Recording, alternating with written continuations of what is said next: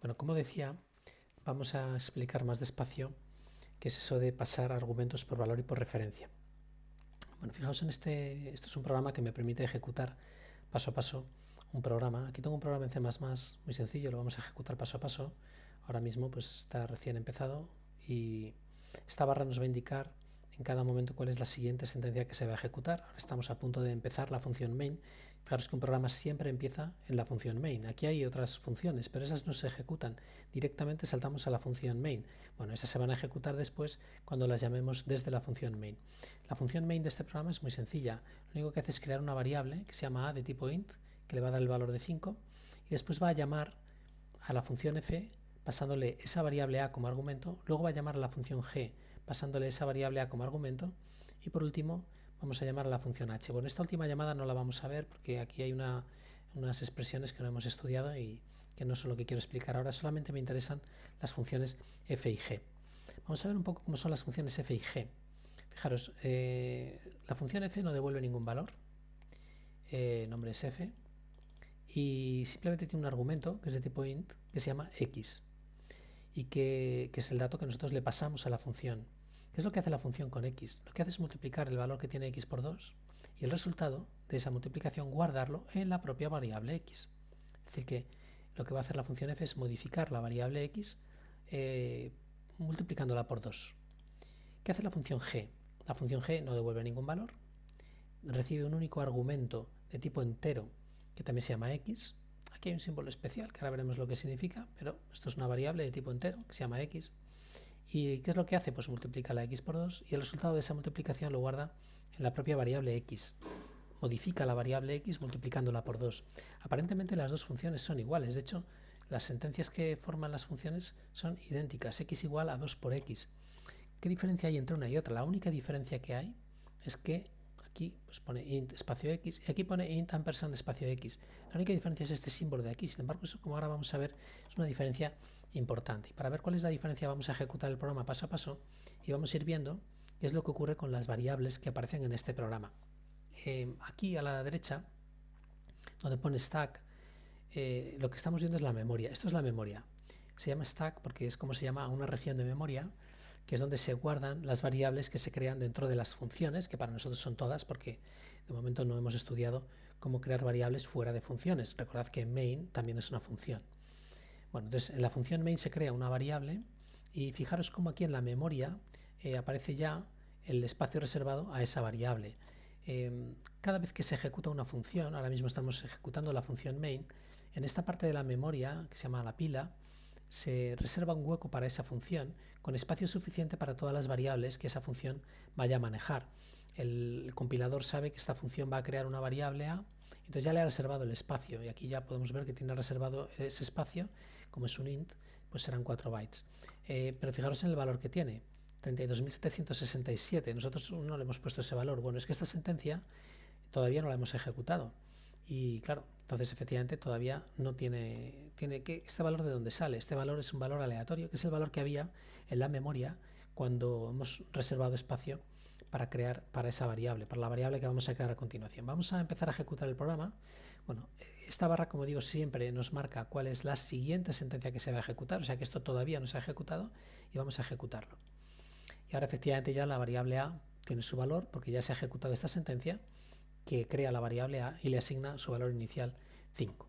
Y ahora vamos a ejecutar la segunda sentencia, que es una llamada a la función f. ¿Qué es una llamada a una función? Una llamada a una función significa que tenemos que saltar a la función f, es decir, que ahora vamos a saltar a la línea 4 y le pasamos a la función un argumento. Y le pasamos como argumento la variable a. Eso significa que la función aquí, en su argumento, va a recibir la variable a y con esa variable a es con la que va a trabajar. Como la variable a vale 5, va a recibir un 5.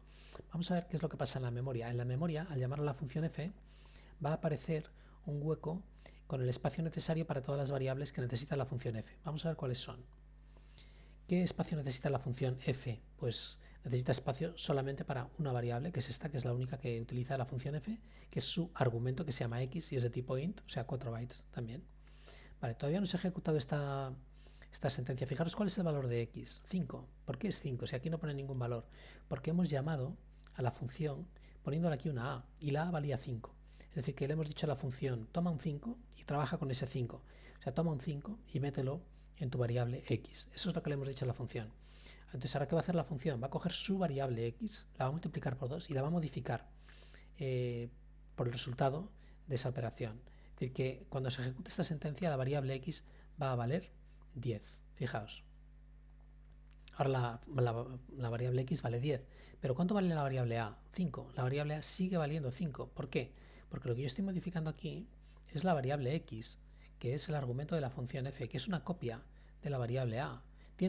Al principio tenía el mismo valor que a, porque yo le pasé ese valor, pero es una variable distinta, está en dos lugares distintos de la memoria, tienen distintas direcciones de memoria. Por tanto, he modificado la variable x, pero la variable a no la he modificado. Esto es lo que se llama pasar un argumento por valor.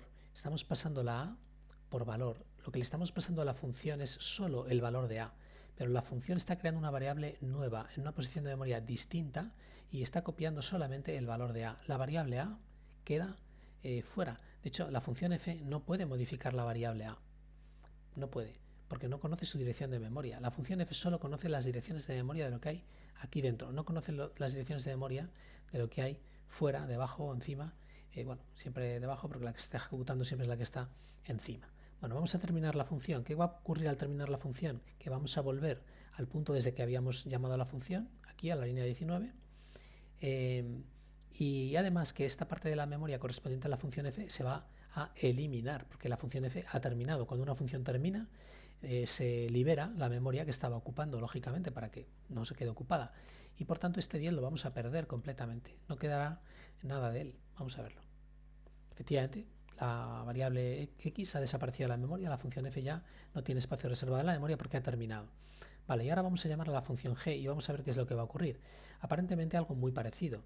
Va a aparecer un hueco en la memoria para la función g, con una variable x que es su argumento, que también se llama x, y con el valor 5. Pero aquí aparece algo raro, ya esto nos dice, bueno, esto no es exactamente igual que antes. ¿Qué significa esto de aquí? Claro, esto es por culpa de este ampersand. ¿Y esto qué significa? ¿Qué es este número? Este número es una dirección de memoria en hexadecimal. Es una dirección de memoria. ¿Es la dirección de memoria de quién? Es la dirección de memoria de la variable a. Porque como yo le he dicho que quería que me pasara la variable a por referencia, ahora vamos a explicar un poco más qué es eso. Cuando le he pasado la variable a, él no ha cogido simplemente el valor de a como antes hizo la función f. La función f creó una variable nueva, copió el valor de a en esa variable nueva y luego trabajó con su variable nueva y al terminar se destruyó. Pero esta función no, esta función g, por culpa de este símbolo, le estoy diciendo, yo quiero que esta variable x tuya tenga la misma dirección de memoria que el argumento que yo te estoy pasando. Es decir, que esta variable x en realidad no contiene directamente el 5, lo que contiene es la dirección de memoria de la variable que yo le paso como argumento. O sea que en realidad lo que le estoy pasando es la dirección de memoria de esta variable. De manera que para la función g, esta variable x representa la variable a, porque tiene la misma dirección de memoria que a. Podemos decir que x es una variable con la misma dirección de memoria que a. O sea que hemos creado una variable con la misma dirección de memoria que otra, aunque tenga un nombre distinto. No importa, se refiere a la misma dirección de memoria. ¿Eso qué significa? Eso significa que si yo cambio la variable x, voy a cambiar también la variable a, porque es la misma dirección de memoria. De hecho, es lo que va a ocurrir cuando se ejecute esta sentencia. Vamos a verlo. Multiplico la x por 2 y efectivamente vale 10, pero también la a se cambia. Dice, no, si aquí estoy cambiando la x, ya, pero como la x tiene la misma dirección de memoria que la variable a, entonces al cambiar la x se cambia la variable a, porque lo que cambiamos cuando cambiamos una variable es una dirección de memoria. Fijaos que de esta manera la función g está modificando la variable a. Antes la función f no modificó la variable a, no podía modificarla. De manera que cuando yo ahora termino la función g, se quita de la memoria el espacio que tenía reservado, pero la variable a ha cambiado. Fijaos por tanto que la función g es capaz de cambiar la variable que le paso como argumento, mientras que la función f no puede cambiar la variable que le paso como argumento. Lo que hace la función f se llama recibir un argumento por valor, y esto se llama recibirlo por referencia. Insisto, consiste en que esta variable en el paso por valor creamos una copia de la variable que pasamos. En el paso por referencia creamos una referencia a la variable que pasamos, es decir, otra variable con la misma dirección de memoria. Es como darle otro nombre a la misma variable. ¿Cuándo utilizamos paso por valor y cuándo utilizamos paso por referencia? Bueno, Utilizamos paso por valor habitualmente y paso por referencia cuando queremos que la función cambie el valor de una variable externa a ella. En general es preferible utilizar el paso por valor siempre que sea posible, porque los programas son más fáciles de entender cuando para entender el estado de un programa pues no tengo que saber qué es lo que hace la función por dentro, si la función está modificando sin que yo lo sepa alguna variable de las que yo le paso. Pero claro, siempre en la definición en la declaración de la función vamos a ver siempre si le estamos pasando argumentos por referencia o simplemente por valor. Si yo veo un argumento de este tipo, ya sé que esa x, que la a que yo le pase, perdón, a la función no va a cambiar, porque la función no puede cambiarla. Si veo un argumento de este tipo, entonces sé que la función puede cambiar la a que yo le paso, porque me está creando una referencia, es decir, que está quedándose con cuál es la dirección de memoria de la variable que yo le paso y así poder modificarla. Bueno, pues esto es la diferencia entre paso por valor y paso por referencia que hemos utilizado en la práctica para crear una función que era capaz de cambiar el valor de una variable que nosotros le pasábamos como argumento.